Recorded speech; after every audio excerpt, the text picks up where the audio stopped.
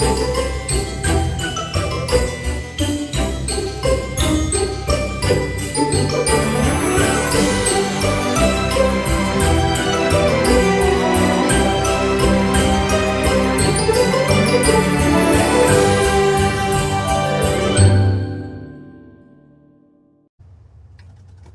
back to What Arty Noobs with General Disturbance. This is a BZ-176. It's the new tank that's been offered this Christmas. It's a heavy tank with rockets in its rear. It's a tier 8 premium heavy tank. It's located on the attack team on Siegfried Line Assault, and it's under the command of Awppenheimer. Game on. Okay, and you can see it's a 160mm rocket-powered tank, and he's engaged the rocket straight away to bring the speed way up. Top speed is normally 30 kilometers an hour, but you can jump, as you can see there, the 45, and he's engaging the rockets to try and give him that extra boost to get into the grounds of the city as quickly as he can. Now, as I was about to say, it's a 16 centimeter gun, which is capable of 650 output, penetrating 208 with standard AP, and with the heat rounds, or in fact actually it's high explosive. Didn't see what he fired at there, but he didn't actually hit it. With the, I think that's HESH rounds actually, not high explosive Charbo. And he's capable of doing 800 output with those and penetrating 220mm. Okay, Awppenheimer can see enemy tanks off in the distance. Must not use free cameras much, because otherwise it might make it look as if it wasn't kosher, if you know what I mean. I've done that before actually. I've been doing a replay using a lot of free camera, and it does make it very odd. It looks like somebody wasn't playing fairly, but no, Awppenheimer does play fairly.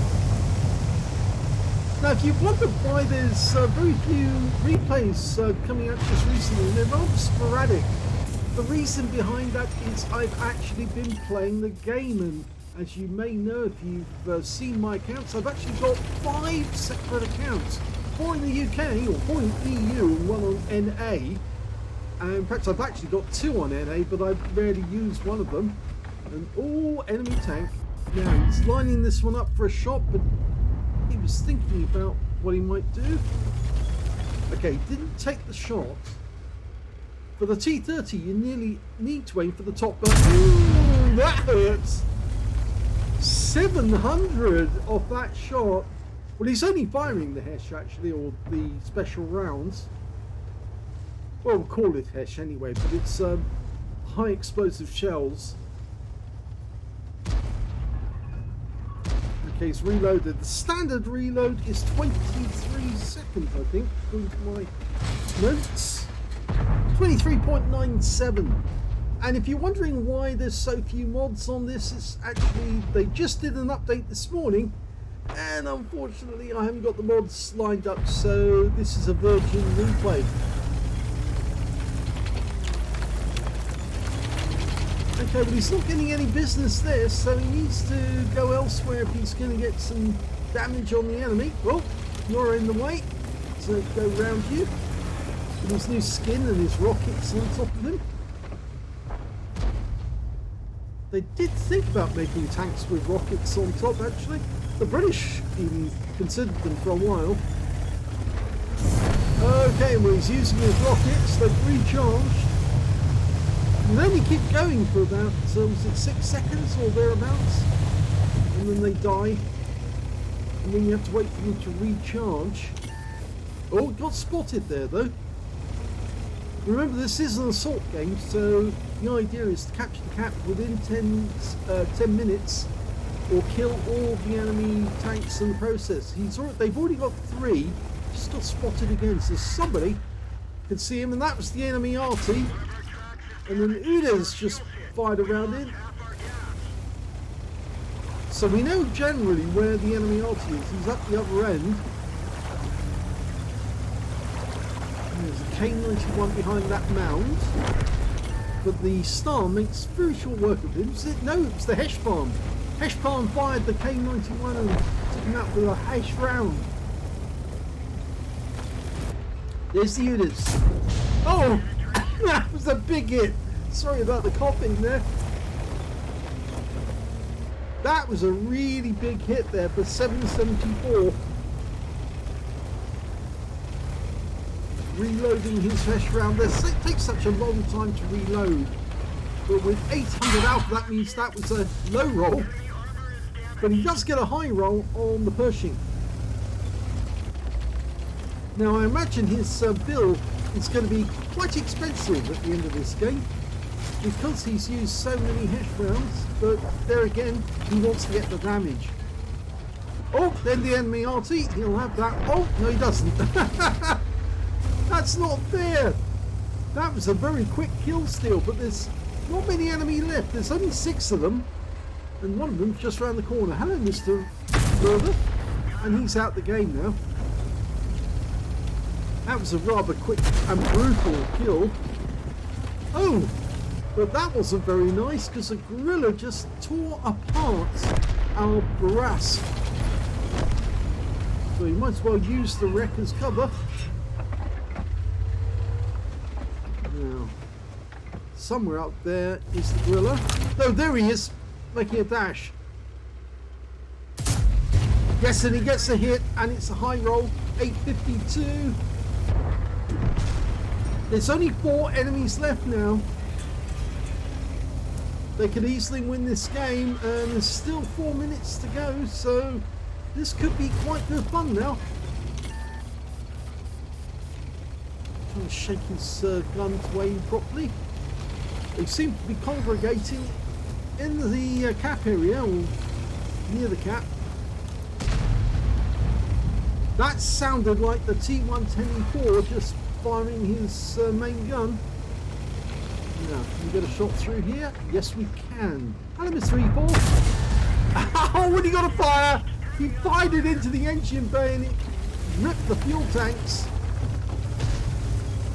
Yeah, he's going to wait here for a moment to get the reload. He's just checking where that E4 is. Oh, the E4 just got another kill on the T54, but here we go. No, he didn't get anything at all off that. That was unfortunate. And the E4 just took out another one. Was that the same one? No, they're the same one. He can't get through there. It's too wide, this tank. But he can do another one on the corner, provided the E4's not looking this way. And he's not.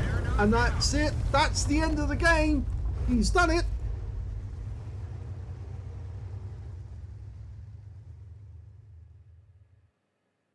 Here's the end of battle stats, and that was the first class tank for Awppenheimer in the BZ, or BZ-176 I should say, because it's an American. Well, it's an American tank and it's an American player in this one, so yes, it's a BZ-176. Okay, he got a spotter badge for spotting at least 1,000 hit points of damage, a fire for effect for doing more damage than the hit points to his own vehicle, a high caliber for dealing the most damage in that game overall, at least 20% of the enemy hit pool, and his win rate was 6,233, which is super unicum and quite a bit more. Let's have a look at the team scores and see where he was. Well, the highest damage in this one was 5,476 hit points. The second highest damage went to the T124 with 4,797. He was assassinating anyone who tried to come around and kill him. He did get 3 in the end, actually. It was 1 more than Awppenheimer. And when it came to kills, well, it was the Heshpan, the Waffenträger, and the T124 that managed to get the most with 3 kills each. Awppenheimer came joint second with 2, alongside the Leopard prototype, the IS-4, and the Pershing on the enemy team. And the Pershing managed a Leather Slayer's medal, whilst Awppenheimer was, of course, got the high caliber. When it came to base XP, it was Awppenheimer. Yes, of course, he did the most damage. 1,547 base to him, 1,076 went to the Tortoise, and they were the only 2 players to get over 1,000, with the 3rd place going to the Waffenträger Aufpanzer IV with 816. He fired only 9 shots in the game, 7 direct hits on the enemy and 7 penetrations. So there's just one shot. I think that was the first one, which I didn't actually watch. I was in free camera at the time when he took the shot, but he missed the target, and that's why I didn't get anything off that. But yes, 7 direct hits, 7 penetrations. These shells are particularly brutal. 5,476 hit points, all of it done at more than closer than 300 meters or close range. 3 hits received, only one of which actually penetrated, and that was the UDIS actually. 2 non-penetrations and 1 hit by way of splash damage as well. 990 hit points of damage blocked by armor. 6 enemy vehicles were damaged, 2 were killed, and 1,130 hit points of spotting assist. He earned 160,458 credits from the game, 80,229 from personal reserves, and the same again from holiday ops.